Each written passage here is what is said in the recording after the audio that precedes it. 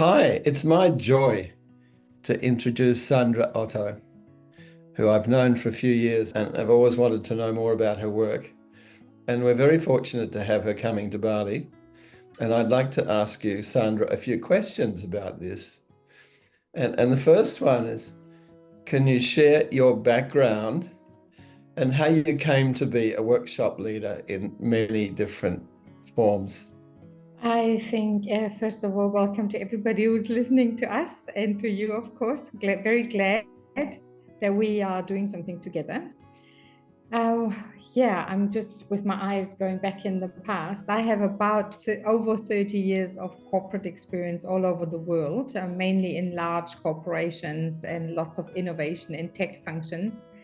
And over the time of my personal development, with yoga and then spiritual studies and so on, I developed a really broad spectrum of knowledge and capabilities. And I've started sharing them more and more, particularly also in the corporate world, where there is a deep need for the more humanistic side of things, the more human-centered aspects. And so I've been going from being a very digital trainer and teaching things like, large software like SAP to soft skills and then spiritual skills. And I go beyond mindfulness. It's really lots of the old ancient wisdom traditions. And I try and share them in particular with innovators. That's Wow. the area where I get inspired.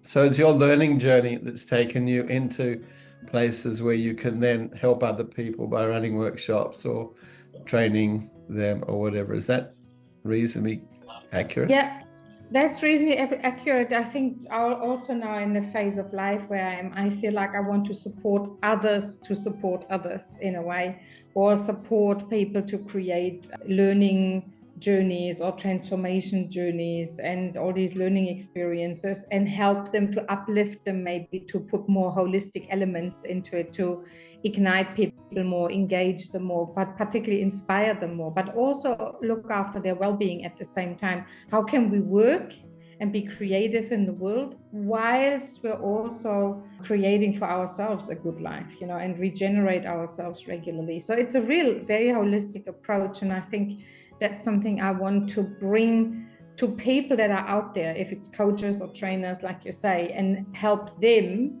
to do their job better. Wonderful. Mm.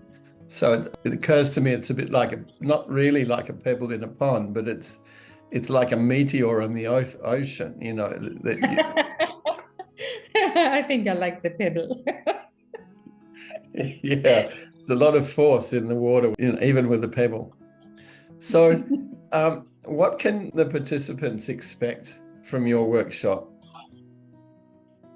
Well, I will do a particular workshop that will focus on the two forces of the yin and yang that exist in everything, but also exist in ourselves, and how these two forces, and they consist of multiple qualities, each one, how can they support us in living our passions and achieving our purpose or realizing our own self and self-expression in the world. And really starting to understand how yin and yang differs from gender. It's not in entities that exist in the universe, in everything. Even the tree has it. It has the yin flow and the yang structure. And so do we have always these two dual aspects inside of ourselves, and their powers. And some of the powers we're not using, often for traumatic reasons or perception or intellectualization of whatever. We're actually not using all the powers. And I want to explore with people, what are those powers? Which ones have you activated and are you harnessing? Which ones are maybe still waiting to be activated? So we come into our full power from both sides. Left is the yin and right is the yang. So we can really make those passions happen and then ultimately achieve our purpose or purposes that we might have on the planet. Wow, so that's pretty interesting for someone who's going to attend this, isn't it? Would you say that they're going to come away with a means of influencing their personal and professional lives? And if so, how? Definitely. I find when you start understanding those forces and you start developing them, your way of working and living changes. Like as a woman, for example, I'm very Germanic, grew up in a very, German society, quite yang, had a very dominating father, worked in technology and so on. So I had really developed a lot of my yang qualities. I had lots of opportunities for that, but not so much the yin and the softness. And when I started developing the more receptive, softer side of myself, my personal relationships changed with friends, with my partner, but also at work. Everything becomes more connective, more always changes. And for people that are maybe coming more from the yin side, they start discovering much more of their own focus and discipline and structures and things like this. And so that empowers them. So definitely changes both your personal life, and you're relating with yourself, relating with other, and your creation in the world, definitely. Oh, interesting. And what are you most excited about coming to this retreat, Sandra? Personally, I'm really excited. I live half in New Zealand and half in Italy, and often I don't get actually to other places. So I am super excited to go to Bali, and that part, the northern part of Bali, seems to be really beautiful and remote, not that usual vibe of Bali that is so touristic now. So I'm looking forward to that and regenerate, and then also be with amazing people. I expect that you will draw amazing people, coaches, learners, passionate and purposeful people, and just to be together with them and see also what emerges when you meet with people on that level with that energy. Magic happens. And I'm looking forward to the regeneration, the inspiration, and the magic. Wow, lots of magic. Yes. So, Yeah. last question is, do you have any tips or advice for people attending to make the most out of their experience? I thought about that, and I have once done a very interesting exercise with Suzanne Cook-Reuter from, she works in the adult development space. And we did an exercise, and I suggest everybody could do that. You take a big sheet of paper and you draw life and the different stations or milestones of your life on like a game plan. And you look where you've been and how did you develop and how did your consciousness change? What did you focus on at different stages in life? What were your values? And then just see where you are now. And then in front of you will still be more part of your game plan.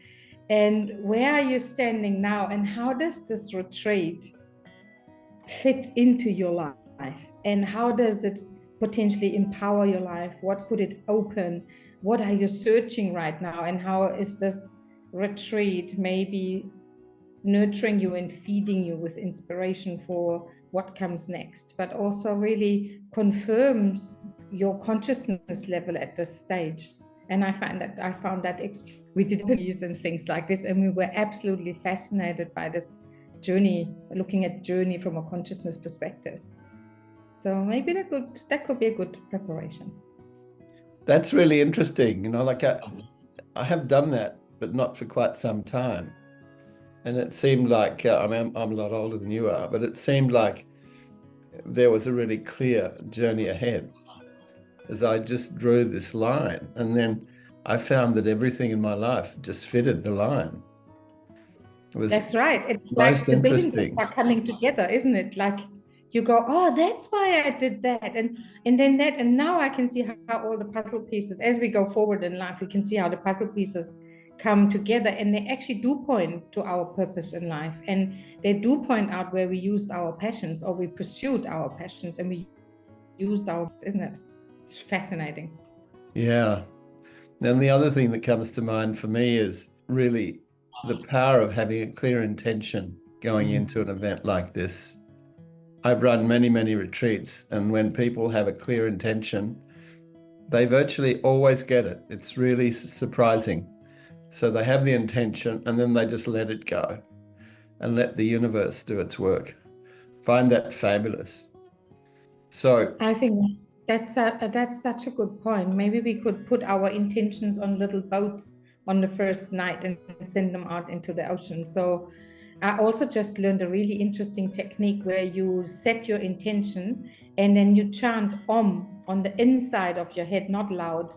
And you kind of use that Om to send the intention into the space, into the field, into the cosmos, whatever you want to call it, because it vibrationally then gets known into the world and then magic happens. yeah, well, you've got me really excited, Sandra. Thank you so much for your words of wisdom. And I, for one, are really looking forward to this retreat and looking forward in particular to the yin and yang, yin and yang workshop, which I'm sure will be a major highlight. So thank you.